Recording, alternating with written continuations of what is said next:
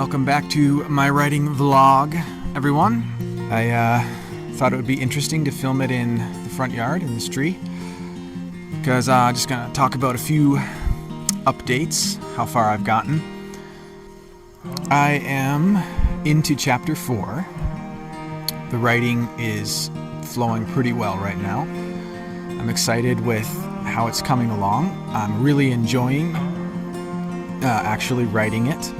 I'm still trying to debate how to actually talk about the story itself without giving spoilers and without getting any kind of information out there that could ever be stolen, for one thing. More than likely that wouldn't happen, but I just want to make sure I'm covering all of those bases. So basically, as I've laid it out on a couple of earlier videos, my protagonist, the main character, the name is still a little bit up in the balance, but I've been using one that I won't mention yet. He starts out in a pseudo-modern world, and through the events of the first 2 to 3 chapters, he is transported to the world that I have been building for the story. If you go back to my second video on this channel, how to build a world name,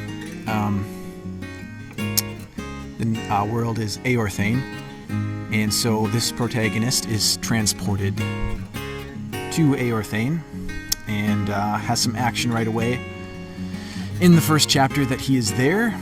And the main question I had to figure out with how to do that was including a language barrier.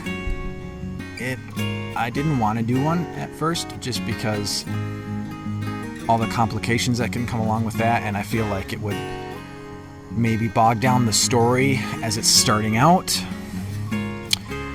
But I decided to actually go with it. I mean, it makes sense. Coming from a different world, there's going to be a language barrier. So that slowed me down for a little while.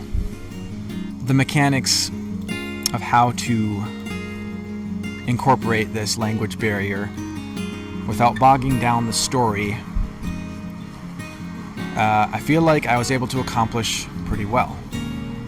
So in the end, I'm happy with how it's been turning out, with taking care of the language barrier and how I ended up doing it. The first chapter, where the protagonist actually gets into Eorthain, the main world of the story, I decided to write from the viewpoint of a whole new character. He is a kind of ranger of sorts, an archer that is deployed on the borders of the kingdom that will be the main kingdom in the first story, the first book.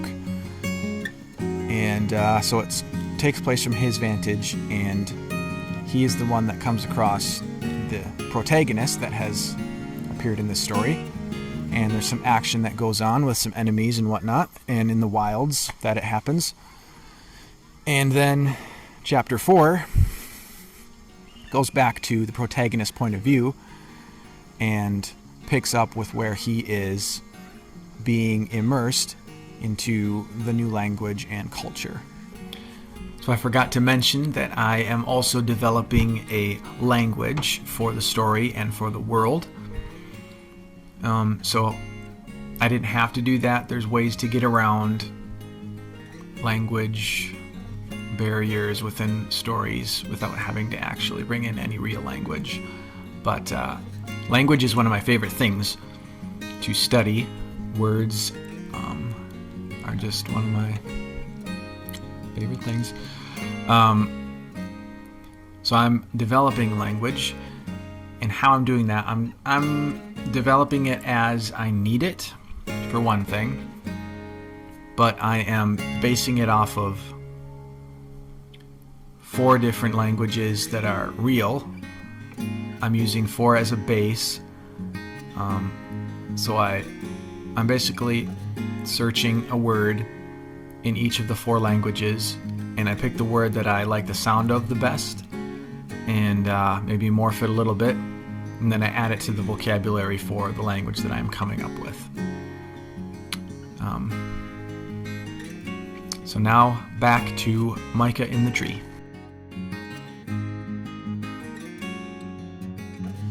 Front yard.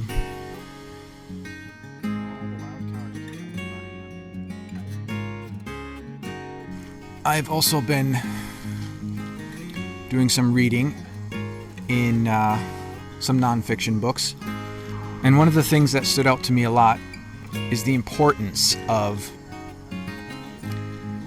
not imitating others, but being original.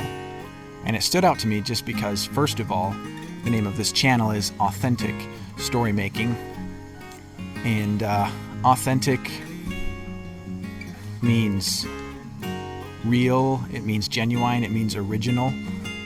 Again, it's my personality to study authors and writers that have been very successful and who have written works that I have loved, and try and imitate what they have done. And it's good, obviously, to learn from the masters, those who have done it well. As far as imitating, I realized that this last week that we're not supposed to be imitating others. It's true that every person is created 100% uniquely and original. To imitate would be to not stay true to our created purpose. We are created to be able to do the things that we're called to in our own original, unique way that only you and I can do.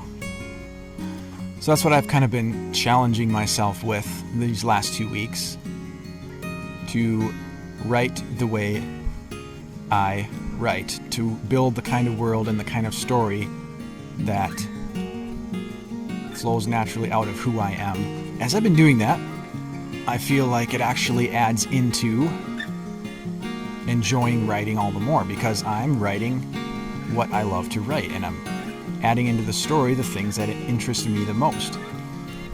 I've just been really enjoying it, and I'm excited with the story and where it's going, and so I'm going to continue to obviously learn as I go and be authentic as this channel is named. So that's just the update. Again, I am closing in on 10,000 word count. I'm almost done with chapter 4, but I'm hitting it on a roll now. I'm always looking for unique ways to do videos, because I don't want to do videos that are not interesting to watch, and giving you guys something to take away. We keep plugging away, and again, I'm trying to figure out unique ways to talk about the story itself without giving spoilers. If anyone has any ideas on that, I'm open to them.